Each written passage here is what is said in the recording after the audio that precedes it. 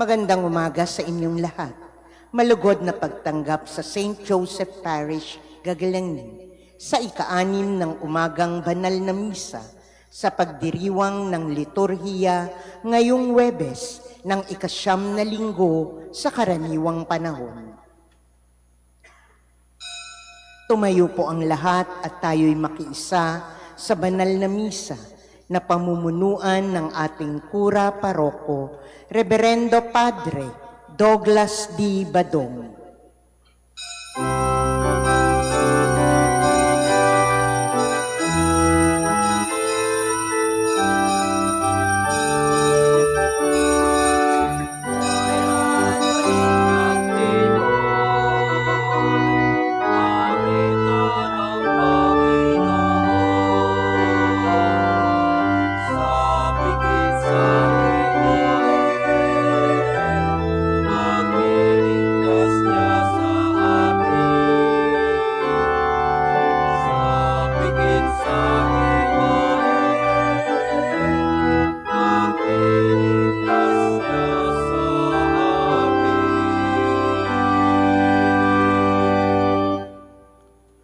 Sa ngalan ng Ama at ng Anak at ng Espiritu Santo. Amen. Ang pagpapala ng ating Panginoong Hesus Kristo, ang pag-ibig ng Diyos Ama, at ang pakikipagkaisa ng Espiritu Santo naway sumainyong lahat. At sumaiyo rin.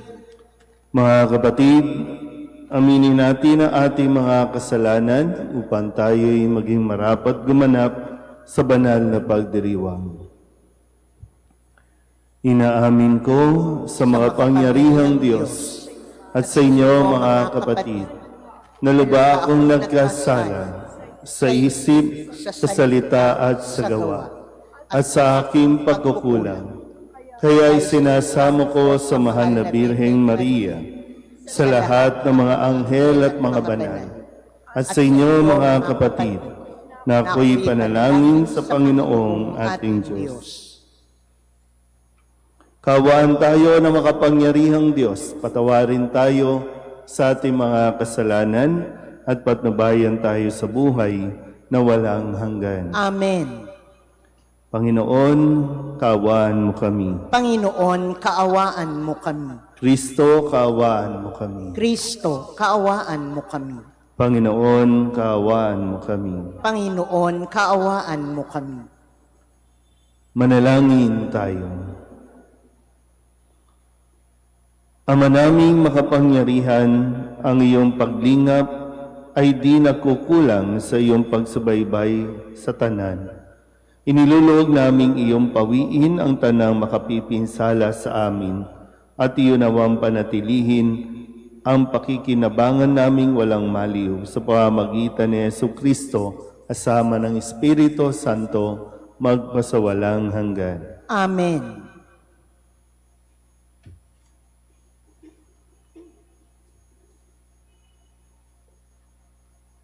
Pagbasa mula sa ikalawang sulat ni Apostol San Pablo kay Timoteo.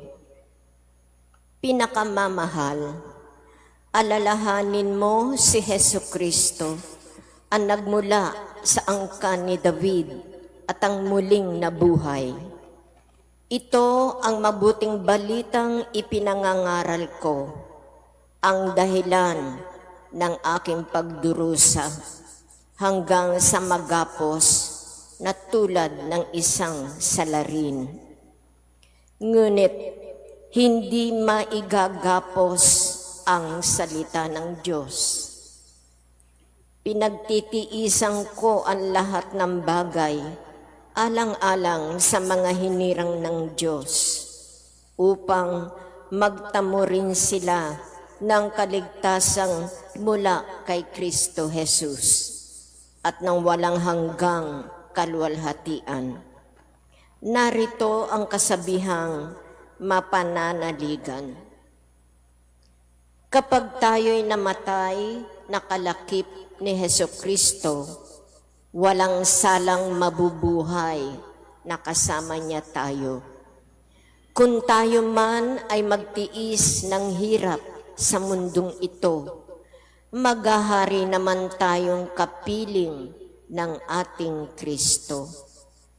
Kapag siya'y itinakwil sa harapan ng mga tao, pagdating ng takdang araw, itatakwil niya tayo. Kung tayo may hindi tapat, si Kristo ay tapat pa rin, sapagkat ang sa Kanya ay hindi niya itatakwil. Ipaalaala mo sa kanila ang mga bagay na ito at pagbilinan mo sila sa ngalan ng Diyos na huwag magtalo-talo ng walang kabuluhan. Walang ibubungang mabuti ang ganitong pagtatalo, manapay kapahamakan ng nakikinig. Pagsikapin mong maging katapat dapat sa Diyos, manggagawang walang dapat ikahiya at tapat na nagtuturo ng katotohanan. Ang salita ng Diyos. Salamat sa Diyos. Poon, ang iyon landasi, iyong ituro sa akin. Poon, ang iyong landasi, iyong ituro sa akin. Ang kalooban mo'y ituro, O Diyos. Ituro mo sana sa aba mong lingkod. Ayon sa matuwid, ako ay turuan. Ituro mo poon ang katotohanan, tagapagligtas ko na inaasahan.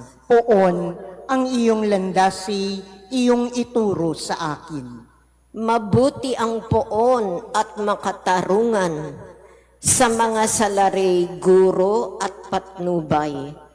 Sa mababang loob, siya yaong gabay at nagtuturo ng kanyang kalooban. Poon, ang iyong landasi, iyong ituro sa akin.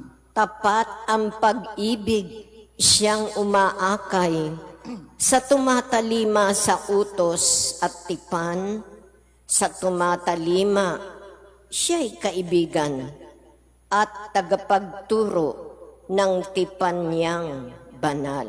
Poon, ang iyong landasi, iyong ituro sa akin. Magsitayo po ang lahat.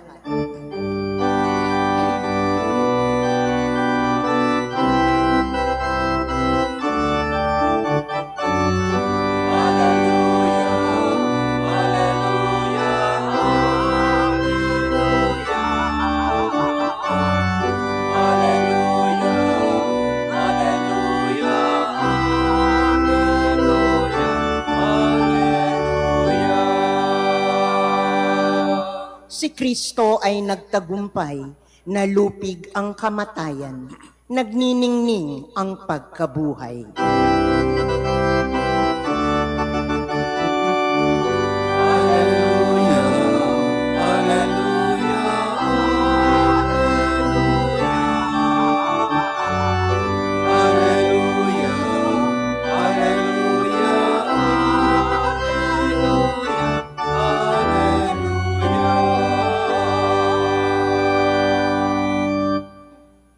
Sumainyo ang Panginoon. At sumaiyo rin. Ang mabuting balita ng Panginoon ayon kay San Marcos. Papuri sa iyo, Panginoon. Noong panahong iyon, isa sa mga eskriba ay lumapit kay Jesus at nagtanong, "Alin pong utos ang pinakamahalaga?" Sumagot si Jesus, "Ito ang pinakamahalagang utos. Pakinggan mo, Israel. Ang Panginoon na ating Diyos, siya lamang ang Panginoon. Ibigin mo ang Panginoon mong Diyos ng buong puso, ng buong kaluluwa, ng buong pag-iisip, at ng buong lakas. Ito naman ang pangalawa.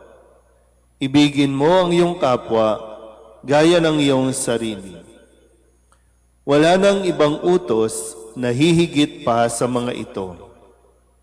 Tama po, Guro, wika ng iskriba. Totoo ang sinabi ninyo. Iisa ang Diyos at wala nang iba liban sa Kanya. At ang umiibig sa Kanya ng buong puso, buong pag-iisip at buong lakas, at ang umiibig sa kapwa gaya ng kanyang sarili ay higit na mahalaga kaysa magdala ng lahat ng handog na susunugin at iba pang mga hain. Nakita ni Jesus na matalino ang kanyang sagot. Kaya't sinabi niya, malapit ka nang mapabilang sa mga pinaghaharian ng Diyos. At wala nang nangahas magtanong kay Jesus mula noon. Ang mabuting balita ng Panginoon. Pinupuri ka namin, Panginoong Heso Kristo. Isang magandang umaga po sa inyong lahat. Ngayon po ay Huwebes ng ikasyam na linggo sa karaniwang panahon. At sa ating pong Ebanghelyo, narinig natin ang pagtatanong ng isang eskriba. Pag sinabing eskriba, no, yung tagasulat, at siyempre kung sinusulat, ay maalam pagdating sa kautusan o yung mga batas na dapat na sinusunod dahil talagang manual na para makalika ka ng maraming kopya, kailangan mo ng tagasulat at ito yung mga eskriba. At dahil sa kanyang karanasan, napakaraming batas na dapat na sundin ang isang Hudyo o isang Israelita dahil mula sa 10 utos na ibinigay ng Diyos, ito ay dumami ng dumami ng dumami hanggang sa ito'y umabot sa 600 plus na batas na dapat na itinuturo at ipinapatupad. Pero dito po, maganda na yung kanyang tanong, alin ba sa 613 na ito ang pinakamahalaga? Siyempre, kung ikaw ay isang skriba, katulad ng mga pariseyo, itinuturing kang matalino, maalam, no? Scholar. Kaya yung tanong, alin po dito ang pinakamahalaga? At muli, no, itinuro ni Kristo ang pinakamahalagang utos na ang pinakaisang salita naman ng utos na ito ay pag-ibig. Ang Diyos ay pag-ibig.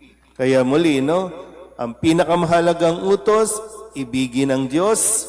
Ang kasunod niyan, ibigin ang iyong kapwa. So kung kahit gaano ka pa katalino, kung itong dalawang ito ay hindi mo o hindi natin isinasa puso, isinasagawa, baliwala ang talino natin.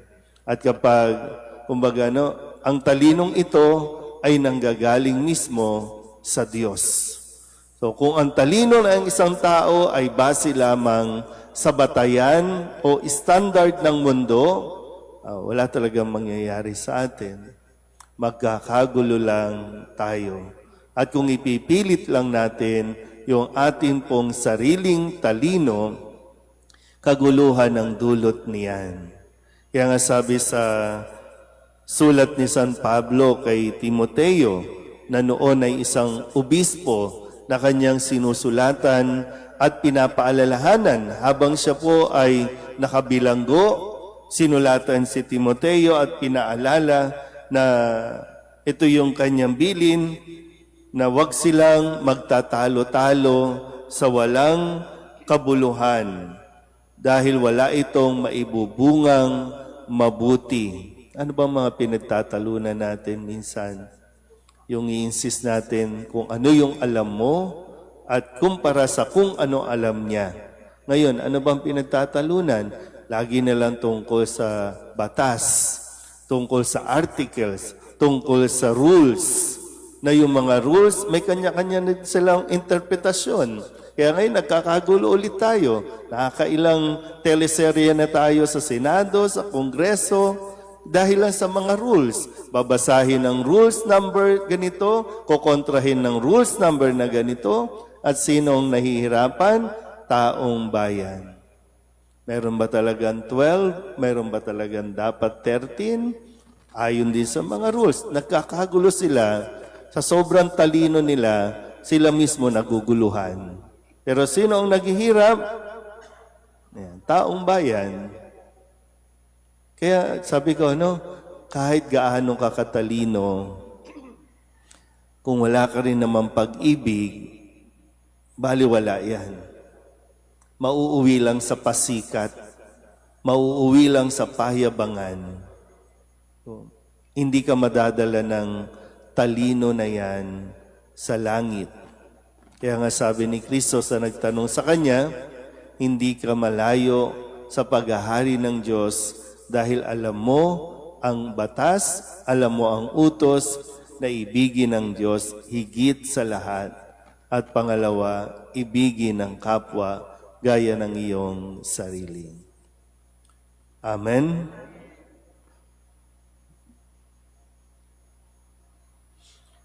Sa ating mga panalangin ngayon, maipakita nawa natin ang ating pag-ibig sa Diyos ng buong puso, kaluluwa, isip at lakas at ang pag-ibig sa kapwa tulad ng paggalang at pagpipitagan natin sa ating mga sarili. Ang ating pong itutugon, Panginoon, punuin mo kami ng iyong pag-ibig. Panginoon, punuin mo kami ng iyong pag-ibig.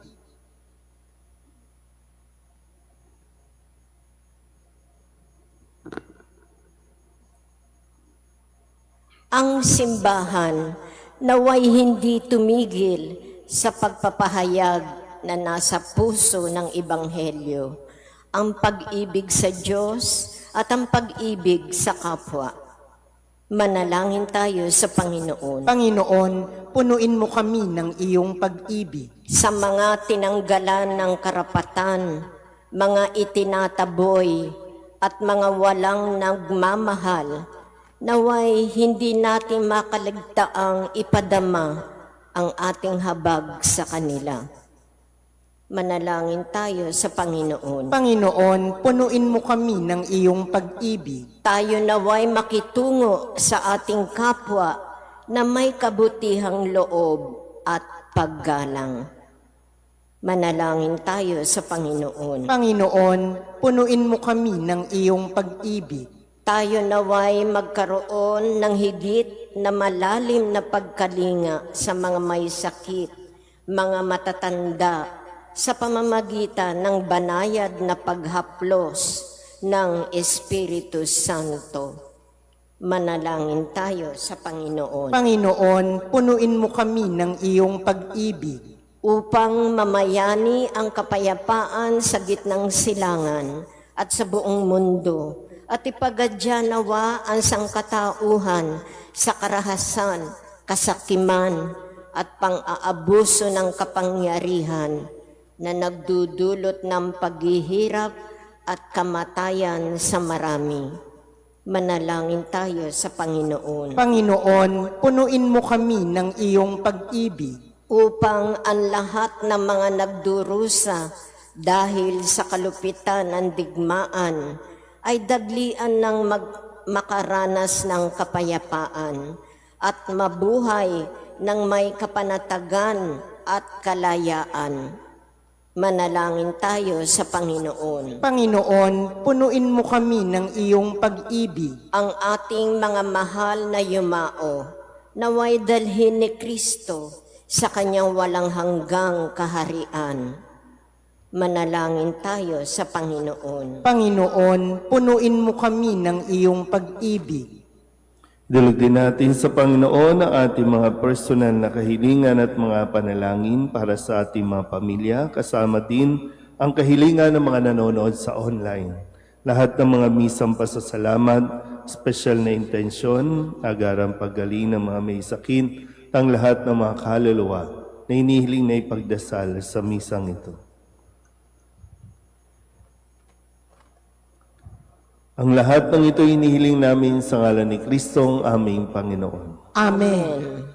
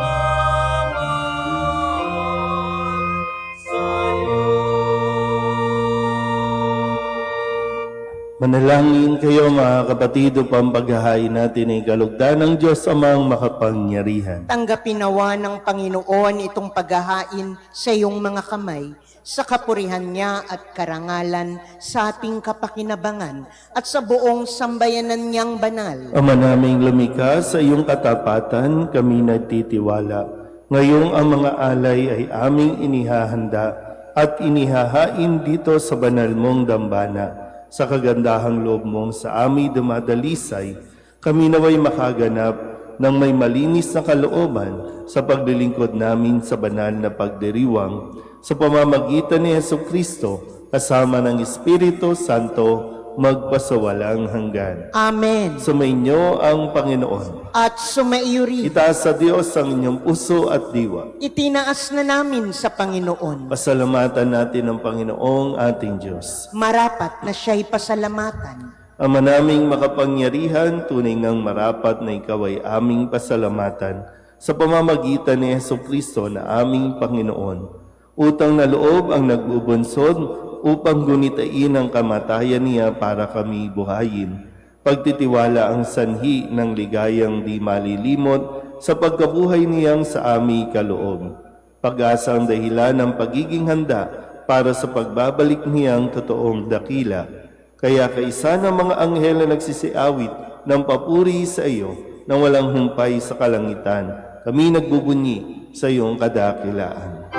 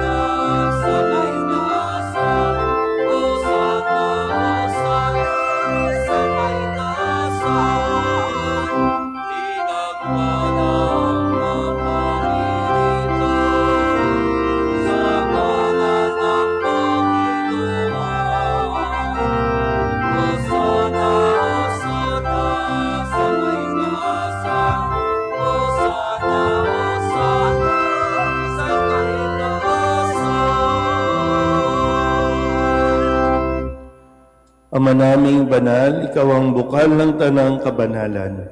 Kaya't sa pamamagitan ng iyong Espiritu, gawin mong banal ang mga kaloob na ito upang para sa aming maging katawan at dugo ng aming Panginoong Hesu Kristo.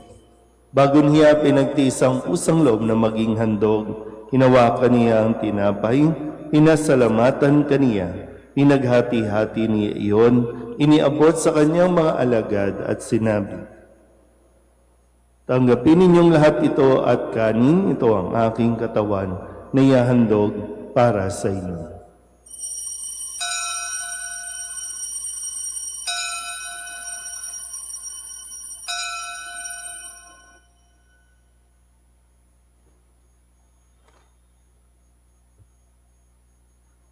Gayun din naman nang matapos ang hapunan, hinawakan niya ang kalis, muli kaniyang pinasalamatan. Iniabot niya ang kalis sa kanyang mga alagad at sinabi, "Tanggapin ninyong lahat ito at inumin. Ito ang kalis ng aking dugo ng bago at walang hanggang tipan. Ang aking dugo na ibubuhos para sa inyo at para sa lahat sa ikapagpapatawad ng mga kasalanan. Gawin ninyo ito sa pag-alaala sa akin."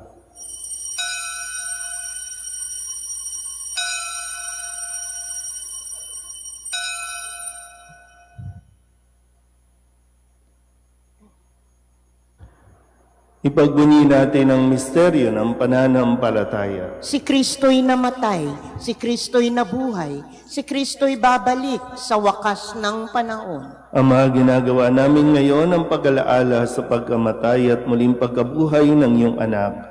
Kaya tiniaalay namin sa iyo ang tinapay na nagbibigay buhay at ang kalis na nagkakaloob na kaligtasan. Kami nagpapasalamat dahil kami iyong minarapat na tumayo sa harap mo para maglingkod sa iyo.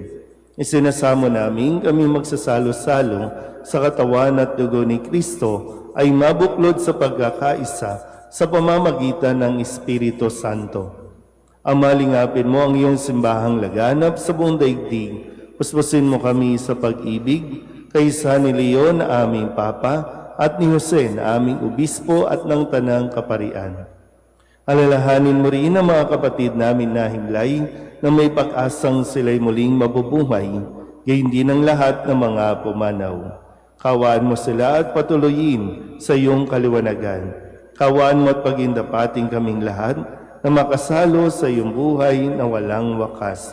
Kaysa ng mahal na Birhen Maria na ina ng Diyos, ng kabiyak ng puso niyang si San Jose, kaysa ng mga apostol, ng lahat ng mga banal na namuhay dito sa daigdig ng kalugod-lugod sa iyo, may pagdiwang nawa namin ang papupuri sa ikararangal mo sa pamamagitan ng iyong anak na aming Panginoong Heso Kristo. Sa pamamagitan ni Kristo, kasama niya at sa Kanya, ang lahat ng parangal at papuri ay sa iyo, Diyos Amang makapangyarihan, kasama ng Espiritu Santo, magpasawalang hanggan.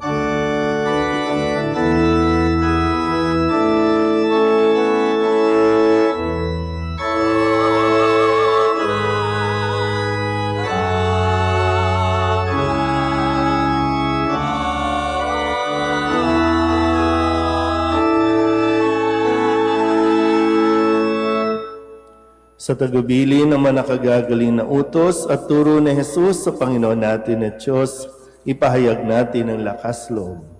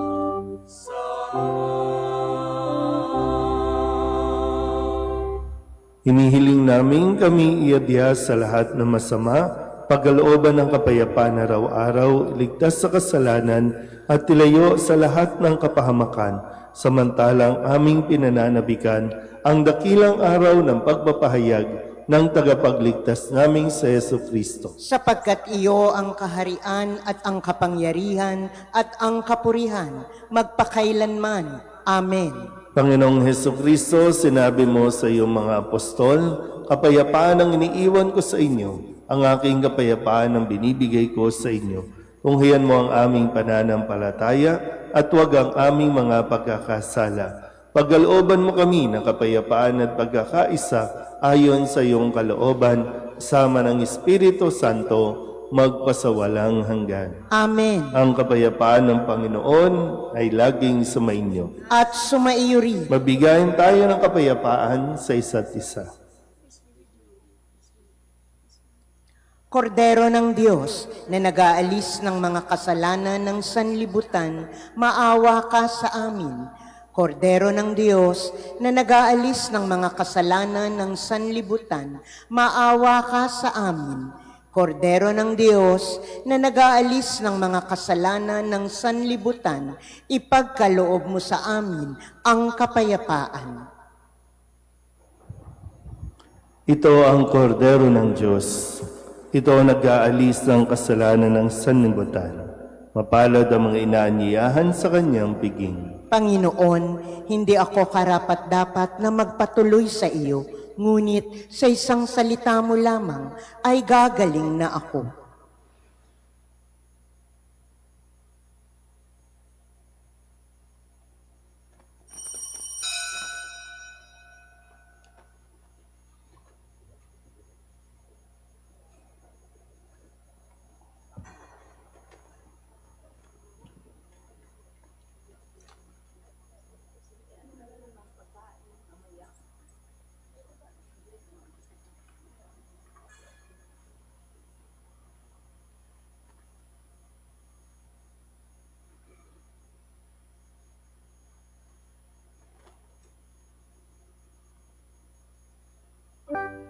Magsiluhod po ang lahat para sa panalangin kay San Jose. Abang tagapangalaga ng tagapagligtas, kabiyak na puso ng mahal na Birheng Maria, sa iyo ipinagkatiwala ng Diyos ang kaisa-isa niyang anak. Sa iyo nagtiwala si Maria. Sa piling mo, si Kristo'y naging tao. Maging ama ka rin sa amin, pinagpalang Jose, at gabayan mo kami sa landas ng buhay. Ihingi mo kami ng biyaya, awa at tapang, at ipagtanggol kami sa lahat ng masama. Amen. Tatayo na po ang lahat. Manalangin tayo. Ama naming mapagmahal, pagharian mo sa iyong Espiritu, kaming pinapakinabang mo sa katawan at dugo ni Kristo, upang di lamang sa pagsasalita, kundi rin naman sa pagsasagawa, ikaw ay aming maipagdangal at maging marapat kaming makapasok sa kaharian mo sa kalangitan, sa pamamagitan ni Jesucristo, kasama ng Espiritu Santo, magpasawalang hanggan. Amen. Sumainyo ang Panginoon. At sumaiyo rin. At pagpalain kayo ng makapangyarihang Diyos, Ama at Anak, at Espiritu Santo. Amen. Tapos ang banal na misa, umayo tayo sa kapayapaan ni Kristo. Salamat sa Diyos. Magandang umaga po.